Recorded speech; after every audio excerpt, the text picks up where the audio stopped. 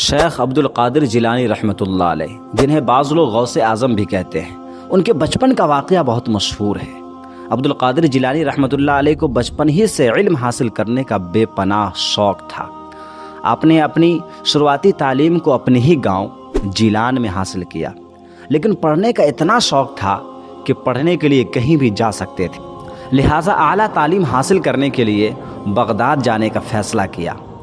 Baghdad اس زمانے میں پوری دنیا کا سب سے بہترین جگہ تھی، جو کہ اسلام، سائنس، میڈیکل غرض کے ہر قسم کی تعلیم وہاں دی جاتی تھی۔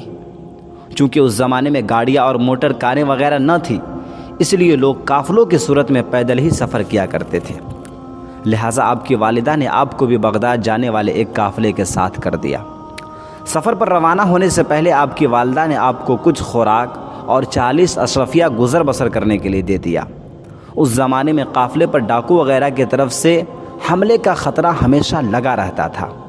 قافلے والے بھی ہمیشہ اس بات سے ڈرتے تھے کہ کہیں کوئی ڈاکو قافلہ پر حملہ نہ کر دے، اسی لیے آپ کی والدہ نے قمیص کی تہ میں یہ اشرفیہ سی دی تھی تاکہ یہ محفوظ رہے۔ اور چلتے وقت آپ کی ماں نے آپ کو یہ خاص نصیحت کی تھی کہ بیٹا ہمیشہ سچ بولنا اور جھوٹ کے قریب مت جانا۔ آپ نے ماں کی اس نصیحت کو غور سے سنا اور سفر پر روانہ ہو گئے۔ قافلے والے کو اس بات کا بھی ڈر تھا کہ کہیں ڈاکو ان پر حملہ نہ کر دے۔ آخر وہی ہوا جس کا ڈر تھا۔ قافلے نے ابھی سفر کی 2 منزلیں ہی طے کی تھی کہ ڈاکوؤں نے حملہ کر دیا۔ تمام قافلے میں افراتفری اور بھگدڑ مچ گئی اور ڈاکوؤں نے قافلہ کو لوٹ لیا۔ ایک ڈاکو اس بچے یعنی عبد القادر جیلانی کے پاس بھی آیا اور کہنے لگا، اے بچے تیرے پاس کیا ہے؟ بچے نے جواب دیا، میرے پاس 40 اشرفیہ ہے جو میرے قمیص کی تہ میں سلی ہوئی ہے۔ ڈاکو یہ جواب سن کر حیران ہوا اور بچے کو پکڑ کر اپنے سردار کے پاس لے گیا۔ ڈاکوؤں کے سردار نے تعجب سے آپ کو دیکھا اور پوچھا، چھوٹے لڑکے سچ سچ بتا تیرے پاس کیا ہے؟ اس بچے کی سچائی بھری بات سن کر سردار کی حیرت کی انتہا نہ رہی۔ جب ڈاکو نے بچے کی قمیص کی تہ کھولی تو اس میں 40 اشرفیہ پڑی ہوئی تھی۔ اشرفیہ دیکھ کر سردار کی آنکھیں کھلی کی کھلی رہ گئی۔ ڈاکو نے لڑکے کی طرف دیکھ کر پوچھا، اے لڑکے سچ سچ بتا، تو نے سچ بول کر اپنا راز کیوں فاش کیا، حالانکہ تو جھوٹ بول کر آسانی سے اپنی اشرفیہ بچا سکتا تھا؟ بچے نے جواب دیا، میری ماں نے مجھے نصیحت کی تھی کہ بیٹا ہمیشہ سچ بولنا، جھوٹ کبھی مت بولنا۔